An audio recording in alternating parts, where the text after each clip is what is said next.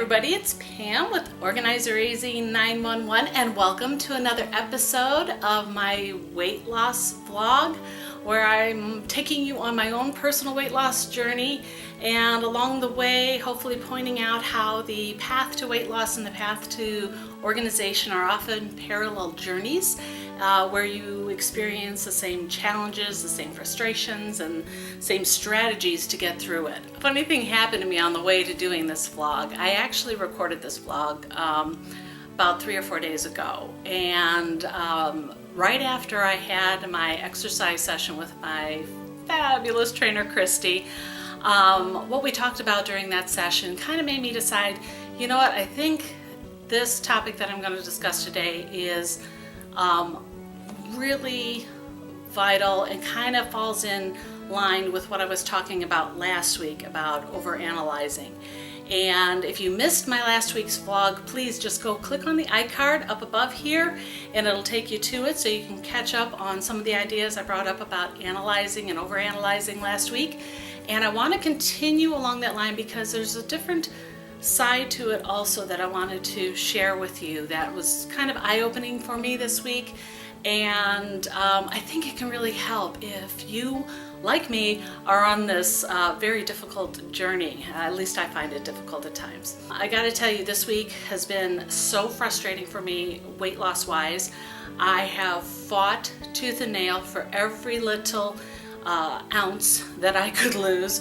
At times I do my morning weigh-in on the scale and I swear I wanted to take that darn scale and pitch it out the window, and even it was funny because I was struggling just to lose 1 pound. Just 1 pound I would have been happy with. That's how much I was struggling. My trainer asked me that I text her my weight every morning because she's very much about keeping on top of it and making sure we know where things are at all times. And she saw that it was just like nothing was being lost, and so when I texted her my weight one morning, she says, go trim your bangs, trim your toenails, and poop. Try again. I swear to you, it cracked me up so much. We were so desperate to have anything come off that we were like gonna trim my bangs, trim my toenails, do whatever we could to get that extra pound off. I was stuck at 279. I did finally managed to lose 1 pound, but it only came off today. It was, like I said, it was that much of a struggle. So every morning I'm texting her my weight and it was just like, what can I do to knock these pounds off? They are super glued on this week. We talked about analyzing and overanalyzing and how it can be a good thing on this weight loss journey, and as well as if you're trying to become organized, sometimes you need to overanalyze something to find the right solution for you. And in doing that, a lot of people there are some people who are really pro weighing themselves in every day and some of them who aren't so happy about doing it. But I've got to tell you, weighing myself every day, I used to not want to do it, I'll be honest with you, but in doing it, I always can see where my body's going and how it's reacting to things. Because sometimes it has nothing to do with what I'm actually eating or even with the exercise, okay? That wasn't changing this week. But the one thing that did change this week, and it was only because I document my weight, I document what I'm eating, and I try to document, how much water and anything else I can. And the one thing that was really off this past week was my sleep. I had 3 nights that I only got 4 hours of sleep. And if you go online and Google sleep deprivation and weight loss, you will find thousands of articles saying how if you lose sleep, it can stall any weight loss progress you're gonna make. It literally shuts things down.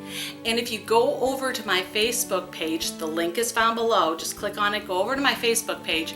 I actually posted one of those articles that I found on all the effects that sleep deprivation has on a person. It is very eye-opening, and I highly, highly, highly suggest you take the time to bip over there and read it. I uploaded it this morning. It is very important about how the lack of sleep can affect and actually stall out your weight loss progress, okay? I was so surprised at how the sleep deprivation really affected me.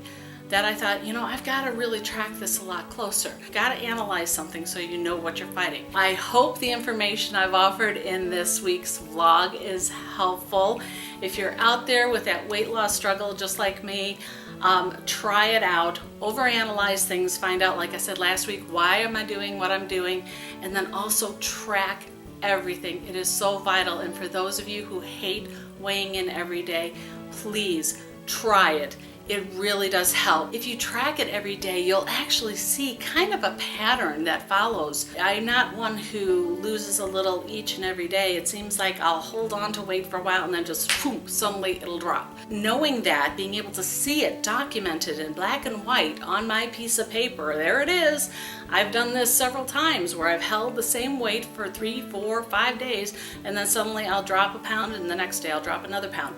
So my body is kind of showing me a pattern. But if I didn't document it, put it there in black and white, I wouldn't be able to stand back and see it. It's there in black and white. There's no denying it, okay? It helps you see the pattern so that you don't get frustrated, because on this journey, sometimes it can be so frustrating when you don't feel that it's the progress you should be getting. Having it documented, it really sometimes helps you see, hey, this is normal for my body. This is what it's been doing for the past 2 or 3 months. Okay, so like I said before, the takeaway is that overanalyzing, especially if you're on a weight loss journey or a journey to getting things organized, overanalyzing can be a very good thing. You know, it would help me see what was going on this week with my weight, and when you take a look at and you analyze, if you're trying to get something organized, you need to assess what's going on in your life.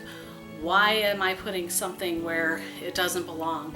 Why is this piling up? Is it something that happened in my life? You know, did the routine change? You know, like recently everybody started going back to school. Okay, that's a routine change that could affect organized systems that were in your house working.